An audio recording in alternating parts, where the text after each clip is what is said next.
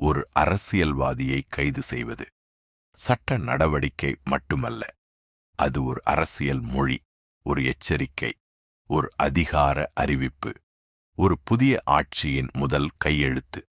500 ஆண்டுகளுக்கு முன்பே Nicolas Machiavelli இதை புரிந்து கொண்டிருந்தார். அவர் சொன்னார், மக்கள் உண்மையை விட தங்கள் கண்களுக்குத் தெரியும் விஷயத்தையே அதிகமாக நம்புகிறார்கள். இன்று தமிழ்நாட்டில் நடந்த உதயநிதி ஸ்டாலின் கைது பலருக்கு ஒரு அரசியல் சம்பவமாக தெரிந்திருக்கலாம். சிலருக்கு அது பழிவாங்கலாக தோன்றியிருக்கலாம். மற்ற சிலருக்கு அது சட்டத்தின் வெற்றியாக தோன்றியிருக்கலாம். ஆனால் மாக்கியவெல்லியின் பார்வையில் இது ஒரு பவர் மூவ், ஒரு அதிகார அறிவிப்பு. இந்த காணொளியில் யார் சரி, யார் தவறு என்று நாம் தீர்ப்பு சொல்லப் போவதில்லை. நாம் பார்க்கப் போவது அதிகாரம் எப்படி வேலை செய்கிறது என்பதைத்தான். சமீபத்தில் தமிழ்நாடு எதிர்க்கட்சித் தலைவர் உதயநிதி ஸ்டாலின் முதலமைச்சர் விஜயை விமர்சித்த பேச்சைத் தொடர்ந்து பதிவு செய்யப்பட்ட வழக்கின் அடிப்படையில் காவல்துறையால் கைது செய்யப்பட்டார். பின்னர் அரசு தரப்பு நீதிமன்றத்தில் அவரை நீண்டகால காவலில் வைக்க எண்ணமில்லை என்றும் விசாரணைக்குப் பிறகு நிலைய ஜாமீனில் விடுவிக்கப்படும் என்றும் தெரிவித்தது. ஆனால் அதற்குள் இந்த சம்பவம் தமிழக அரசியலில் மிகப்பெரிய விவாதமாக மாறிவிட்டது. இப்போது இந்த கதையை மாக்கியவெல்லியின் கண்களால் பார்ப்போம்.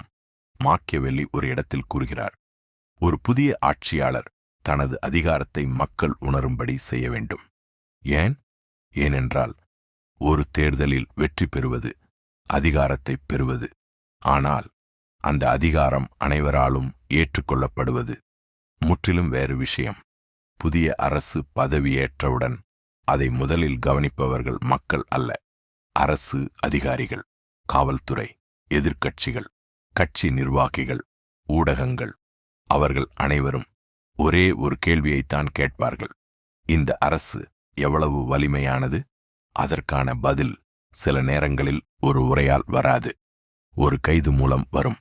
ஏனெனில் அரசியலில் சில நடவடிக்கைகள் ஒரே நபரை நோக்கி செய்யப்படுவதில்லை, அதை ஆயிரக்கணக்கான மக்கள் பார்த்து கொண்டிருக்கிறார்கள். அதனால் ஒரு கைது ஒரு செய்தியாக மாறுகிறது.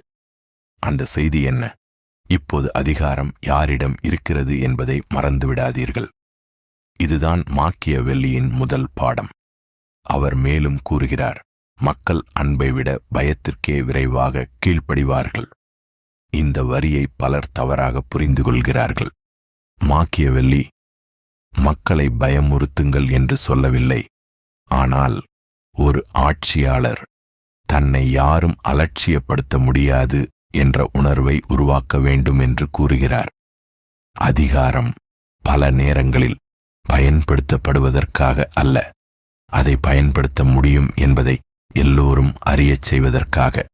இதுதான் அதிகாரத்தின் உளவியல். அதனால்தான் அரசியலில் ஒவ்வொரு நடவடிக்கையும் 2 நோக்கங்களைக் கொண்டிருக்கும். ஒன்று சட்டம், இரண்டாவது அரசியல்.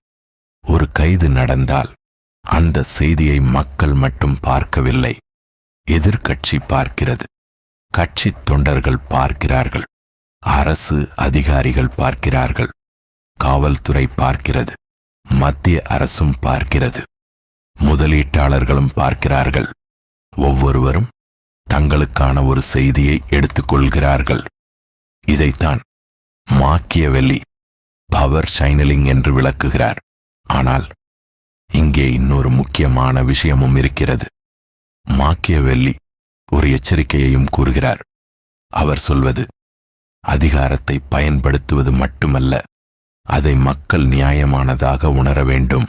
ஏனெனில் ஒரு கைது மக்களுக்கு சட்ட நடவடிக்கையாக தெரிந்தால் அது ஆட்சியை வலுப்படுத்தும். அதே கைது அரசியல் பழிவாங்கலாக தெரிந்தால் அதே நடவடிக்கை எதிராளிக்கு அனுதாபத்தை உருவாக்கலாம். அதனாலதான் அரசியலில் ஒவ்வொரு முடிவும் 2 விளைவுகளைக் கொண்டிருக்கிறது. ஒன்று அரசு எதிர்பார்த்த விளைவு, மற்றொன்று மக்கள் உருவாக்கும் விளைவு. வரலாற்றை பாருங்கள். இந்திரா காந்தி காலத்திலும் ஜெயலலிதா காலத்திலும் கருணாநிதி காலத்திலும் பல முக்கிய கைது சம்பவங்கள் நடந்திருக்கின்றன. சில கைது அரசியல் வலிமையை அதிகரித்தன. சில கைது எதிராளியை இன்னும் பெரிய தலைவராக மாற்றின. அதனால்தான் மாக்கியவெல்லி ஒரு அரசியல்வாதியிடம் ஒவ்வொரு நடவடிக்கைக்கும் முன் அதன் விளைவுகளை கணக்கெடு என்று அறிவுறுத்தி வருகிறார். இப்போது விஜய் எடுத்த இந்த நடவடிக்கையை நீங்கள் ஆதரிக்கலாம், எதிர்க்கலாம். அது உங்கள் அரசியல் உரிமை. ஆனால் மாக்கியவெல்லியின் பார்வையில் இது ஒரு முக்கியமான அதிகாரச் செய்தி. புதிய அரசு தனது அதிகாரத்தை எப்படி வெளிப்படுத்துகிறது என்பதை காட்டும் அரசியல் தருணம். இறுதியாக மாக்கியவெல்லியின் மிகவும் புகழ்பெற்ற கருத்துக்களில் ஒன்றை நினைவில் கொள்ளுங்கள். அரசியலில் உண்மை மட்டும் போதாது, மக்கள் என்ன பார்க்கிறார்கள் என்பதுதான் அதிகாரத்தை தீர்மானிக்கிறது.